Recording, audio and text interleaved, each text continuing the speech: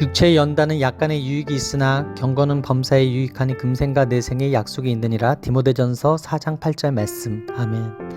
할렐루야. 오늘도 좋은 날입니다. 이용호 목사입니다. 오늘의 원포인트 묵상 본문은 디모데전서 4장 8절 말씀입니다. 육신의 건강을 위해 노력하는 것도 중요하지만 우리에게 이보다 더 필요한 것은 영적 건강을 위해 노력하는 것입니다. 육체의 연습을 아무리 열심히 하며 철저한 식이요법 계획을 가지고 있다 해도 결국 죽음을 피할 수는 없습니다. 예수님께서는 이 사실을 이렇게 말씀하셨습니다. 사람이 만일 온 천하를 얻고도 제 목숨을 잃으면 무엇이 유익하리요. 그러나 이 땅에서 이룬 경건은 영원히 이어집니다. 당시 세계를 지배하던 사상이 헬라 철학과 신화였습니다. 그렇기 때문에 진리의 복음으로 철저히 무장하지 않으면 세상의 헛된 사상과 가치관에 쉽게 휩쓸릴 수밖에 없었습니다. 바울은 디모데에게 이 사실을 분명히 깨우쳐 거짓 사상을 배격하고 올바른 교훈을 가르치라고 당부합니다. 그러면서 가르치는 데서 그치지 말고 교회 지도자로서 디모데가 먼저 경건의 모범을 성도에게 보이라고 합니다. 연단은 연습을 뜻합니다. 디모데가 연습해야 할 경건에 대해 바울 사도는 경건의 비밀을 디모데전서 3장 16절에서 이미 밝힌 바 있습니다. 그러므로 이 연습은 육체와 관련된 외적인 연습이 아니라 믿음과 관련된 내적인 연습입니다. 경건 훈련은 마치 운동으로 자기 몸을 단련하는 것처럼 영혼을 단련하는 것입니다. 육체의 연습은 육체적인 면에만 해당되지만 경건은 우리 삶의 모든 영역에 다 영향을 미칩니다. 경건은 자신에 대한 견해, 결혼생활, 자녀 양육, 사업, 사회적 책임, 환경에 대한 견해, 이웃과의 관계 등 범사에 영향을 미칩니다. 경건이 영향을 미치지 않는 곳은 없습니다. 모든 것을 다 포함합니다. 어떤 이들은 허황된 것에 빠져서 경건에 이를 수 없는 길을 열심히 갑니다. 과연 우리가 어떻게 경건에 이를 수 있을까요?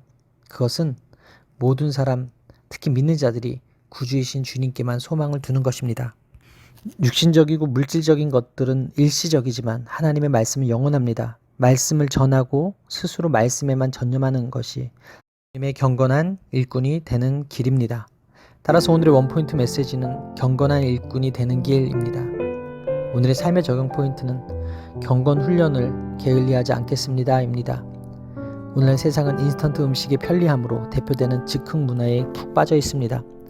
교회도 이런 영향에서 자유롭지 않습니다. 특별한 계시의 말씀을 주시는 하나님의 육성을 듣거나 요란한 성령 체험 등으로 단숨에 경건한 사람이 되기를 기대한다면 헛된 신화를 믿고 있는 것입니다. 교회는 세상 가운데 거룩하고 경건하도록 부르심받은 공동체입니다. 우리는 하나님 앞에 가기까지 경건하도록 힘을 써야 합니다. 성경은 우리에게 더 깊고 거룩하며 온전한 경건을 요구합니다. 오늘 우리는 경건에 도달하기 위해 무엇에 수고하고 힘쓰고 있나요? 성경을 더 알고 말씀대로 행함으로 더 깊은 이해와 실천에 이를 수 있습니다.